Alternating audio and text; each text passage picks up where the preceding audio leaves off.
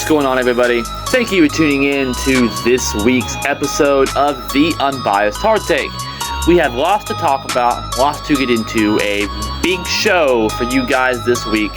Football's back, baby. NFL Hall of Fame game is over. If you haven't checked out our YouTube short breaking down the NFL Hall of Fame game and how Carson Beck is the future franchise quarterback of the Cardinals, I had a first-round grade on him in our mock draft special.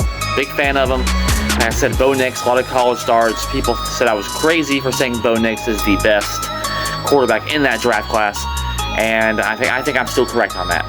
I mean, had he not gotten hurt in the playoffs, they'd have made the Super Bowl, in my opinion. But college starts matter. Big fan of Carson Beck, and he balled out, as did Hayes King. So if you haven't checked out our YouTube short on the NFL Hall of Fame game, if you're looking for more of a breakdown on that, go check out our YouTube video on that, as well as our YouTube short on Stephon Diggs now being a Commander.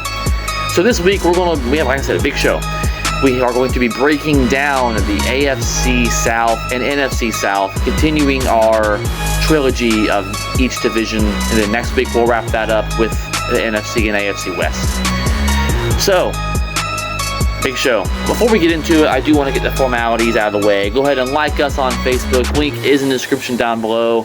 We post daily content on there, Sports Fact of the Day. I drop at least one other take on there each day. So if you're interested in that, please like us on Facebook and subscribe on YouTube. A lot of our shorts in particular hit hundreds or even thousands of views, and we want to see those viewers turn into subscribers. So subscribe on YouTube, like on Facebook. This weekend, our third annual live fantasy football draft. We'll be drafting live next Saturday night, August 15th, if I'm correct here. Yeah, August 15th at 9 p.m. Eastern Standard Time. We will be live on our YouTube drafting our third annual fantasy football draft for the Unbiased Hard Take. So check that out. We have a lot of big things coming up this coming week, and that will actually, I'd say that's probably going to be our show next week. I'm going to end up doing another show too. I'll end up doing a show breaking down the NFC and AFC West as well. So, and I'll do a short next week as well. So a lot of content this coming week, so stay tuned for that. NFL, fantasy football, mark your calendars, August 15th at 9 p.m. That was actually announced on our Facebook page as well. So go check out that, more reason to do so. So we're going to jump right on into it. I guess before we get into the news, did you guys see, and I posted about it a little bit on our Facebook page, breaking it down a little bit when it initially happened, that Enes Kanter and Royce White, and Royce White actually is running for Congress as in the Grand Old Party as a Republican, so that's interesting. And they are both now declaring for the WNBA draft. And they are now, and Royce White actually posted a photo on the internet of him in a wig saying he's now in his feminine era or female era or whatever, and that he woke up and felt like a woman. And we all know what this is. I mean, they're both very much trolling. This is definitely trolling. They're edgelording. This is absolutely what this is. They're aura farming. They are absolutely aura farming, and this is hilarious because they're eventually going to have to force the WNBA's hand. The WNBA, like I said on our Facebook page, finally is having some success, and they can't afford this publicity stunt. Let's call it what it is. I'm all for this. This is hilarious. Transgender should not be in women's sports. And that's what they're trying to do. They're using reverse psychology, like I said, the world's best Uno reverse card on this issue. And they're going to end up having to force the WNBA to identify what a woman is. Because I looked into it, what their policy and what their CBA says is all you have to do is identify who you are. And obviously Enes Kanter and Royce White have a problem with that, as they're both very conservative individuals, as am I. But they're absolutely using this as an opportunity to get at the WNBA and to force them to make some common sense changes. Because obviously, transgender and male-born people should not be able to perform in women's sports, as protecting women's what it is. And Sophie Cunningham defended that, got some hate from some other people. And it's good to see Enes Kanter and Royce White defend Sophie Cunningham on that, because it really is just common sense. And how the NBA is allowing this is it's asinine. How it's even gotten this far at this point. I mean, the NBA subsidizes the WNBA because the WNBA is a failing product, and it has been for years. So at this point, Adam Silver just needs to get involved and say that only women, biological women, can play in the WNBA and identify what the W means in WNBA. That just straight up needs to happen. I mean, otherwise, Royce White and Enes Kanter, they're going to be the league MVP. They're going to be dropping 100 points in that first game. Because it's honestly, men are just more dominant than women physically. It's just what it is. It's proven science. So they're going to go out. It's going to hurt the product of the league. And the league's doing good right now. You have stars, Paige Buckers, AJ Wilson, Caitlin Clark. I say Paige Buckers, Angel Reese. So the WNBA is full of stars. And you cannot afford those stars to go out there and compete against Royce White, who will school them. Enes Kanter, it will school AJ Wilson, Paige Buckers, Caitlin Clark, and it won't even be close because they're biological men. It's just common sense. And if you got a problem with that, stop watching this show. This show's not for you. Straight up not. We use common sense on this show. We call balls and strikes. We tell the truth. The unbiased hard take. If you can't handle the truth, go watch some Fruit Loop show. This isn't for you. But ultimately, Adam Silver needs to get involved because the WNBA and their commissioner, they're clowns. It's a clown show. It's a mess. It's this LGBTQI, BLM, terrorist sort of mentality, and that's what it is. It's this woke ideology. And that ain't me. That ain't common sense. That ain't right. And that's just simple as that. And Enes Kanter, and I've seen a lot of left-wing people saying this, saying, oh, Enes Kanter and Royce White are just trying to make an example. Oh, they shouldn't be doing this. You're right, they shouldn't be doing this. But you're beating around the bush. Why do they have to do this? To protect women. To protect women's rights. And that's ultimately what it is. And that's what my message is. And that's what Enes Kanter's message is. And that's what Royce White's message is. It has nothing to do with discriminating against LGBTQI people. It has everything to do with defending women and women's rights. And if you got a problem with that, this show ain't for you. But I am going to move on because that's not what we're here for today. But let's be real here. Royce White for president, Enes Kanter for MVP. What they're doing is heroic. And they deserve an award for this because it's going to be good for the WNBA in the long run, so long as the WNBA does the right thing. If Enes Kanter and if Royce White end up touching the floor on a WNBA court, it's going to be a publicity nightmare for the NBA. And I don't think Adam Silver's going to let it get that far. This needs nipped in the butt immediately for women's rights, honestly. And for the sake of the WNBA. Like I said, WNBA is doing better than it has been in decades. Ever in the history of the league. Finally, popular players.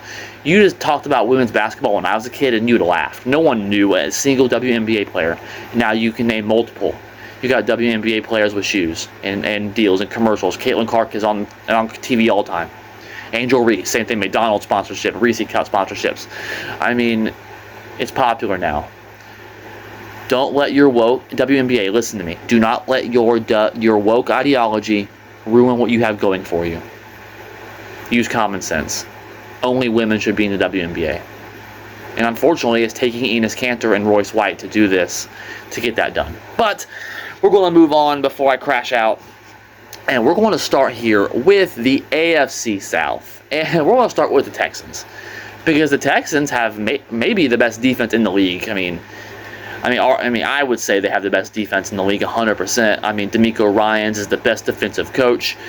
They have all this talent on defense, and the issue with them is their offense. I do think that the Texans here will win this division. This is a wonky division. We'll get into the Colts and Titans. Those are weird teams. Can Jacksonville reboot? Trevor Lawrence has been inconsistent in his career, and we don't know. But to a point, this is a make or break year for C.J. Stroud. I understand all he's done is make the playoffs with the Texans. All he's done is win playoff games with the Texans. I understand that. But these last 2 years ago, 20 touchdowns, 12 interceptions, 3,727 yards, QBR of 87, And last year, retracted again. 19 touchdowns, 8 interceptions, 3,041 yards. Missed 3 games, in which Davis Mills went 3-0 in those games, mind you, by the way. So, see, and then, of course, it's not even really that. That's not the issue. I mean, we were talking about, there were whispers when Davis Mills was winning all those games 3-0 about a quarterback controversy, and I never really bought into that. But then that playoff catastrophe was absolutely brutal for C.J. Stroud, and because of that, he didn't get paid. So you're looking for a bounce back year for C.J. Stroud. They didn't, and in his defense, yes, they had an all-time great defense. I understand they had an all-time great defense. I'm not saying they didn't. They absolutely did. And they'll have the best defense this year. But their offensive line was absolutely abysmal. And they addressed that this season, bringing in 3-time Pro Bowl guard Wyatt Teller and 8-year veteran Braden Smith from the Colts to play at right tackle, as well as addressing it in their first round at center, Kalen Rutledge. Even though a lot of people think that was a reach of a pick, they did address 3 of the 5 starters on the offensive line. And their running game last year was absolutely abysmal as well. And they finally got a decent running back in there now with David Montgomery from the Lions, a bruising running backs. Hopefully can take some pressure off of C.J. Stroud there. So the big thing is, can they run the ball? I mean, Houston was the league's 2nd worst rushing team on first down, both by yards per carry and expected points added. I have the stats right here. You know I came prepared. And they addressed it finally, bringing in David Montgomery.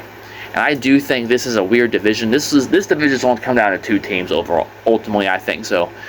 And I think Houston's looking at around 10 wins, 10-7 this year. I do think they'll be competing with Jacksonville for a wild card spot. But I am going to say that I do think Houston wins this division, and it's going to be close with Jacksonville. But I do think 10 wins, 11 wins at best is what the Texans are looking at here, because the defense is still legendary. The defense looks great. I mean, Al-Shahir, Blankenship, Stingley. I mean, it's just that defense is insane. Hunter. Anderson Jr. About forgot him. How do you forget him? So that defense is just stacked. And I do expect, with the addition of the offensive linemen for the Texans, with Nico Collins, Tank Dell coming back, Dalton Schultz is a good, more than serviceable tight end. This is going to be a playoff team, 100%. C.J. Stroud will bounce back. He is a franchise quarterback. I don't think he's an A-level quarterback, but he's definitely a B-level quarterback. He's going to have a good NFL career. Don't think he'll be a Hall of Famer, but he's definitely going to have, ultimately, I think, when it comes down to it, be the best Texans quarterback in their young franchise's history. So 10 wins, playoff season for the Texans. And with the Jaguars, I think they're at about 10 wins as well. I do think the Texans will win this division off tiebreaker scenarios, head-to-head record in this division. I think the Jacksonville Jaguars are also at about 10 wins here. The big thing for them is, can Trevor Lawrence be consistent? Liam Cohen was an absolute game changer as the head coach for the Jacksonville Jaguars, elite play caller. They started 4-3 and only had 20.9 points per game, but they did finish the season 9-1 and ranking 2nd in points per game with 32.8 after Week 8, with wins over Denver and the Chargers, who were both playoff teams last year. And mind you, Denver was a knock on the door away from the Super Bowl. So looking at what that is, obviously Liam Cohen has tapped into the Trevor Lawrence potential. Can that sustain itself? I do think it will, but that is a question mark. And bringing in, they did lose star linebacker Devin Lloyd. Devin Lloyd did sign with the Panthers, and lost running back Travis Etienne to New Orleans and Greg Newsome to the Giants. But they did fill those gaps with internal talent, which means guys like Tutin will have good seasons as well. But the big thing for them is, what's Travis Hunter doing? Last year was a very disappointing season for him on the receiving end and as a corner. He did play better as a corner, but he seemed to be more excited about trying to catch passes from Trevor Lawrence, when in reality, I don't think he's really an elite wide receiver in the NFL. I do think he can be an elite corner in the NFL. They need help desperately in the secondary, and I think that's where Hunter needs to play. And there are reports that he's going to be at a full-time basis at corner, with occasional reps at receiver, and that's really what it is. He did put on some weight. He's going to need to do that. He was way too skinny last year, because when you're going against these elite corners, going against Denver, going against Sauce Gardner twice a year in Indianapolis. You're going to need to be able to get off the ball. And when you're small, they're knocking you off the ball, and you're not going to be able to get into your route. You're not going to be able to get open. It's just not good. A lot of it is your first initial 2 steps as a receiver are what matter. Go ask anybody. Go ask Chad. Chad Johnson talks about it all the time on Nightcap. He has before, and there's been plenty of legendary receivers do the same. So him gaining some weight, I think, is good. I think him going to full-time corner is going to ultimately be good as well. That corner room's abysmal for the Jaguars. So, I mean, you have Travis Hunter, Brown's their other corner. And, I mean, Brian Thomas and Myers are decent receivers, Washington. But I do worry about the sort of weapons that Jacksonville has around Trevor Lawrence. I do think their play calling with Liam Cohen's going to be outstanding. They had good offensive line protection last year. I mean, they were a 1 play away from beating the Bills in the postseason last year anyway. So, again, don't be surprised to see Jacksonville hit double-digit winning seasons for the first time since the 2000s. So, yeah, I do think the Jacksonville Jaguars will have a very good season coming up this year. Expect them to be competing with the Texans for a playoff spot and the division crown. But I do give the slight edge to the Houston Texans because their defense is obviously more talented, and I do think they have better weapons around their quarterback. I would take Tank Dell and Nico Collins over Brian Thomas and Jacoby Myers all day. That's just me, though. But moving on, we are going to talk a little bit about the Indianapolis Colts here. And there's not a lot to be excited about for the Colts, in my opinion. I mean, we've talked about before, the definition of insanity. Doing the same thing over and over again and expecting a different result. And they've done the same thing over and over again for multiple seasons now. And they keep having losing seasons. I mean, it got embarrassing last year with Paul Rivers had to come out of retirement, washed up Phillip Rivers and play quarterback for the Colts because they were that depleted. And what did the Colts do to change it? Absolutely nothing. They brought their GM back. They brought their head coach back. They brought Daniel Jones back, who's coming off of an Achilles tear. I mean, yeah, Jonathan Taylor's back. That's great. But, I mean, what did they improve upon? They actually got worse. They lost Michael Pittman to the Steelers in free agency, guys. I mean, their other receivers dueling. I mean, Pierce is going to have a great season. He's going to be great for fantasy reasons. And, of course, Jonathan Taylor, Tyler Warner, good. But let's say, haven't heard this before, Daniel Jones is going to lead the Colts to playoffs. He's going to lead the Colts to a Super Bowl. Danny Dimes is going to lead the Colts to the promised land. Yeah, it sounds ridiculous, doesn't it? Because it is ridiculous. The Colts aren't a real serious team. They keep doing the same crap over and over again. They're like the new Bengals when they wouldn't fire Marvin Lewis. Just bringing back the same crap show. Do the same thing over and over again. And they're going to have another season like 8-9, 9-8 at best. I mean, yeah, they got Sauce Gardner, but they gave up way too much for him. I don't know. The Colts, I wouldn't be too excited if I was a Colts fan. I mean, they did lock up Jonathan Taylor on a 2-year, $44 million extension, and he absolutely deserves it. I mean, with the stats he's been putting up. But, yeah, last 2 years, I mean, over 1,400 yards. Last year, 18 touchdowns, 1,585 yards. The year before that, over 1,400 yards and 11 touchdowns. So he's one of the greatest Colts running backs in history, not denying that. But who's going to throw the ball? Daniel Jones, if he can stay healthy. And then if he can't stay healthy, which is a big if, coming off an Achilles injury, you're looking at Anthony Richardson again. So the Colts, it's not serious. It's not. I mean, you would think they'd have made some change, and they didn't. They lost pieces. They lost arguably their best receiver. I would say that Alec Pierce is their best receiver, but I mean, you could argue that Pittman was their best receiver. That's an argument that could have been made. And they lost him in free agency to Pittsburgh, another team in the AFC. So the Colts, it's not serious. They might start the season well like last year, and then people are going to get hurt. And Shane Steichen will fold like he always does. And they'll be 8-9, 7-10, or 9-8 at best. This is not a playoff team. They'll be competitive, they'll be respectable, but they're mid. They are the definition of mid.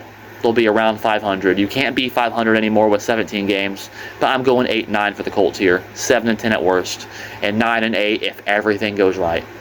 Daniel Jones is not a franchise quarterback. He proved it with the Giants. He got hurt last year and proved it again that he can't be relied upon. And it's going to be no different this year. Just saying. But we're going to move on to the Tennessee Titans here. And the Titans are sort of heading in the right direction while the Colts head down. I do think the Colts right now are the third best team in this division right now, and that the Titans still have some more work to do. But in these next couple of seasons, the Titans might be able to overcome that and move past the Colts, because I think in the next couple of years, the Colts obviously have no long-term plan. They haven't had any long-term plan. Look at the quarterbacks over these last few years.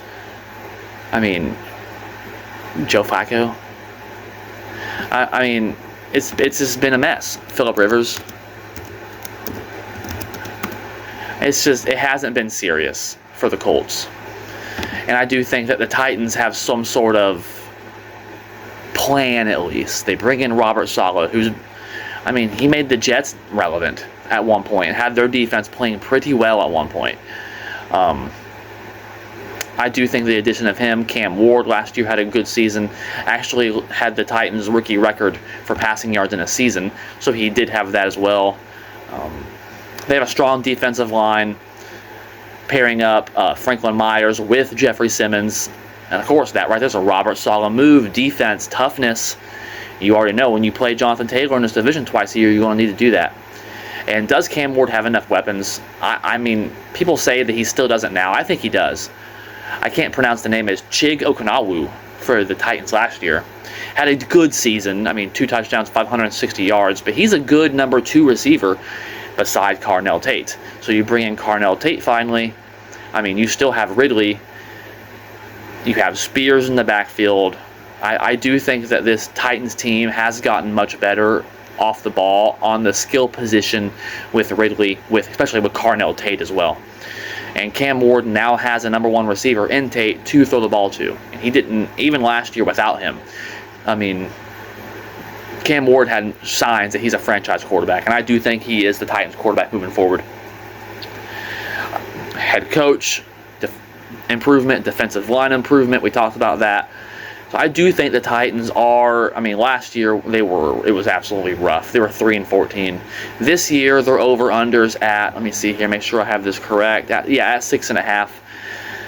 I think that's reasonable. I really do. I don't think they're better than the Colts right now. I do think at worst they're 6 wins, actually. At best they're 8 wins. I do think they can be a very competitive team this year. Again, they have the franchise quarterback in place. Now they have a number 1 receiver with Carnell Tate. And they have some other weapons beside him with Okonawu as well. I know I'm butchering that name, my God, as well as Ridley. So the Titans have weapons, or at least improved from last season. So we'll look for them to definitely be better than 3 wins this season. They're not a playoff team. They're not even close to a playoff team yet. But look for Cam Ward's numbers to improve, and really the wins to improve as well. Robert Saleh will be an improvement of a head coach. Look for them to be around 6 wins, but still last in this division for now. But they have a plan. They are definitely heading in the right direction, while the Colts seem to be just sort of heading in the wrong direction. There's no plan in Indianapolis. Let's be real. But that is the AFC South. We're going to move on. We're going to go ahead and move on here to the NFC South, to where this is sort of a weird episode because both of these divisions are really wonky. But the NFC South is way wonkier than the AFC South. It's easily the most wonky division in pro football. Because, yeah, you have the Saints. I'm going to start with them. And I'm actually relatively impressed with what the Saints were able to do. Kellen Moore heading into his 2nd season. Showing moments with Tyler Shuck. Tyler Shuck last year had absolutely great moments. Overall, 10 touchdowns, 6 interceptions, QBR 91.3, and 2,384 yards, and completed 67.6% of his passes in limited action with the Saints. They were able to retain Alvin Kamara. And this is a division that really is up for grabs. Anyone could win this division, I think. Like I said, the Panthers won this division with a losing record last year. And the Panthers actually have the worst odds to win this division going into the season. That's mainly because of the schedule. We'll get into that. We'll get into that with them here in a little bit. But I do think the Saints will win this division. They're definitely an up-and-coming team. They ended last year on a hot streak, winning 4 of their last 5 games. Kellen Moore was a hot head coaching candidate. People wondered why he chose New Orleans, and it's starting to make sense now because last year they ended the season hot, and on top of adding pieces to what they already built off of ending last year. They retained Alvin Kamara. They were able to bring in Travis Etienne because Alvin Kamara, let's be honest, he's not the running back he used to be. But him and Etienne, them sharing carries at 50-50, that's a good running back combination. They were able to lock up Chris Olave to a long-term contract. So, I mean, the things, as well as drafting people like Jordan Tyson. I mean, Bryce Lance and Barry and Brown in the NFL draft. So I'm really happy on what the Saints did this offseason. And I mean, last year they were 6-11, and no one expected them to even do that. So I do think in a division to where last year 8-9 was your division winner, I think the Saints win this division at 9-8. I really do. They ended the season hot last year. They have their future hot head coaching candidate moving forward. Pause. That's kind of weird. The team is hot moving forward. Nothing to do with him. Oh boy, that sounded really bad. That sounded really bad. Oh boy, that's rough. Anyways, you all know what I meant. Anyways, moving on. Again, the Saints here, though, I'm really, like I said, really impressed on what they did do. I think that they're the team to beat in this division moving forward. They have their franchise quarterback. They have receivers for their quarterback. They have their head coach. And they have weapons around their quarterback. They can run the ball. They have running backs. They have weapons with Olave. So they meet all the criteria. They're coming in. They had a lot to build on last year. And I do buy into that. I do think the Saints are the underdog team in this division, and really a team no one's talking about. And I do think they'll be hosting a playoff game. I really do. They're going to win this division. I believe that. So 9-8 will win this division for the Saints. This is a weird division. But we are going to move on to the Carolina Panthers, last year's division winner. And actually, like I said, they have the worst odds to win this division. And that's because they have the hardest schedule. It's brutal compared to the rest of the division. The Panthers have the 13th toughest schedule per ESPN's Power Index, which goes off of last year's record as well. So the Panthers have the 13th toughest schedule. The next closest in that division is the Buccaneers, who have 18th, behind the Falcons at 22, and the Saints have the third easiest schedule in the league. That matters. Go ask the Patriots last year. Patriots got to a Super Bowl off of an easy schedule. And while the Saints, I don't think, can do that, they can definitely make the playoffs. I do think Bryce Young is a B-, C+ quarterback. I think he's a decent quarterback. I mean, last year, 3,011 yards, 23 touchdowns, 11 interceptions. Good season. Had moments in the playoff game. I do think that he did prove that they picked up his 5th-year option. This is a big year for him, but they didn't give him a contract extension because I don't think he's necessarily a cornerstone franchise quarterback. I think he can be he's a good game-managing quarterback and a slightly above-average quarterback with good supporting cast, and he does have that. But I do think Tyler Shuck, long-term, is a better franchise quarterback, and we both know Baker Mayfield is as well. And they lost Rico Dowdle in free agency. That does matter. They have the toughest schedule in this division. That doesn't boast well to their odds. And last year, they kind of came on a surprising note and still had a losing record. Even with all that being said, even with Bryce Young having his career year, even with all of that, still had a losing record. It's rough. And this, on top of their schedule getting much harder, I'm not a big fan of that. I do think they're going to sort of retract a little bit and take a step back, and I'm looking truly at 6 wins here. 6-10 for the Carolina Panthers. Last year was sort of, in my opinion, a fluke. I mean, the Buccaneers had some injury issues, as we know. They had some issues to end the season, and the Buccaneers still were almost able to win that division. So I think Carolina got a bit lucky, honestly, at the end of last year. It was sort of a fluke. Do not be looking for the Panthers to be repeating in this division. It's the weirdest division in football, and it's not close. And that does bring us to the Tampa Bay Buccaneers here, because the Buccaneers, I mean, everyone going into last season thought they were the runaway favorite to win this division. and that they were going to win this division easily, and I actually bought that too. And they just crapped the bed to end the season. I mean, the beginning of the season last year, early in the season, people remember Baker Mayfield was an MVP candidate, and he even played rough to end the season. He ended with under 4,000 passing yards, 26 touchdowns, 11 interceptions, which is good, but compared to the season before that, where he had 4,500 passing yards, his completion percentage dropped 8%, and he went from 41 touchdowns to 26 last year. So, and his QBR dropped 16. It dropped 16. That's a massive drop for Baker Mayfield. And he's talking about how he wants a contract extension. What do? Your performance dropped massively. You had almost 1,000 less passing yards. You had 15 less passing touchdowns, and your QBR dropped 16%. And you couldn't win a division against Bryce Young with a losing record. And you want a contract extension? Yeah, as Baker Mayfield, you got to earn that contract extension. Take that request and shove it. You don't deserve it. Absolutely don't deserve it. This is what your issue was in Cleveland. Absolutely. You had one good season, followed up with a crap season, and then after your crap season, you're asking for a contract extension. Same thing here. You're asking for a contract extension when you couldn't even beat Bryce Young to end the season to make the playoffs? No, don't give me that. Don't give me that contract extension. And I do think that matters. It's obvious he's not happy. He's upset. And that did not end well with him in Cleveland the first time. And here we go again. Here we go again. He's complaining. He's crying off of what he did 2 years ago.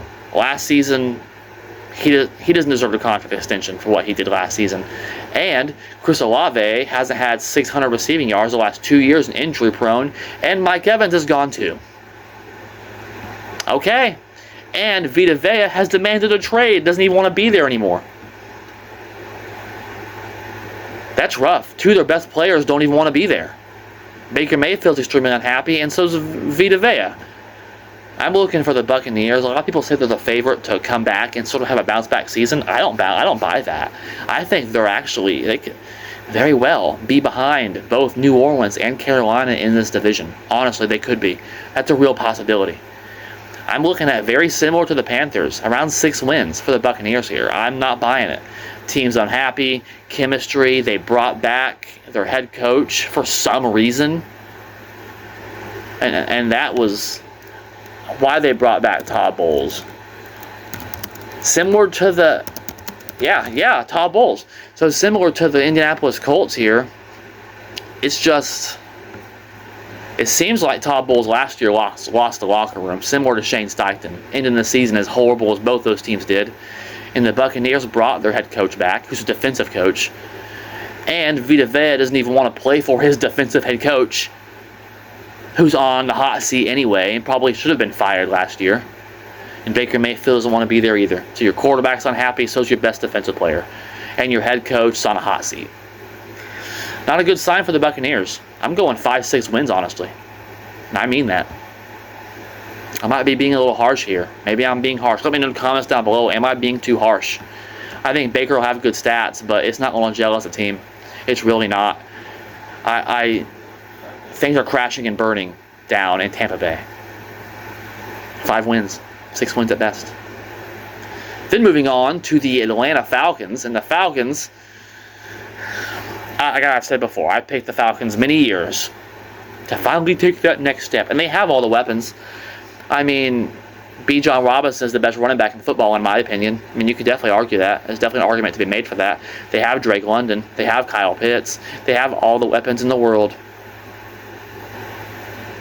But Michael Penix Jr. is still recovering from a knee injury and hasn't shown a whole lot when he's actually been on the field. And Tua has been tossed to the side by the Dolphins finally. And he's actually been dealing with back problems recently. And I don't feel good about either one of those guys going into the regular season, because neither one of them, number one, can stay healthy. And number two, they've been very inconsistent. I mean, Tua has shown he can do it with pieces around him. And he does have pieces around him, but can he stay healthy? Definitely not. I don't think so. And of course, Michael Penix Jr. has shown also injury history. And when he's been on the field, he hasn't really been that good. So the Falcons have all these pieces around to throw to, all the good receivers to throw to, this good running back to give the ball to. but no good quarterback to actually distribute and be the nucleus. Your quarterback has to be the nucleus. You need a quarterback before you have good running backs and good receivers, because the quarterback is the foundation. It's like buying a home. It really is. It's like having the worst home. It's like living in the slum. It's like living in the ghetto. You're living in the projects, government housing, but having a Ferrari in your parking lot driveway. That's what it is. Because their quarterback, Tua, and Michael Penix Jr. is the project house that's just a dump. It's the ghetto. And then you have all these weapons like Kyle Pitts, Drake London, Bijan Robinson that are the Ferrari in the driveway. It's ridiculous. They have no plan at quarterback. And there's reports that Tua is going to be starting week 1 for the Falcons. I don't like that. I absolutely don't like that. And they have a lot of question marks in Atlanta, as well as the defense as well. I do like the changes they've made at defense, but I don't think it's going to be anything incredibly special. And pass rush should be okay. I think A.J. Terrell's one of the most overrated quarterbacks in the league. And other than that, they don't have any corners at all. So this is honestly an average defense at best with no quarterback to elevate them. And they're going to underperform this year. They could maybe even be a top 5 worst team in the league. But that's all I have for this week's episode of The Unbiased Hard Take. Again, let me know what you think down in the comments down below. Am I being too harsh on the Falcons, Buccaneers, and Colts? What do you guys think? Are the Saints going to finally be able to win the division like I think they're going to?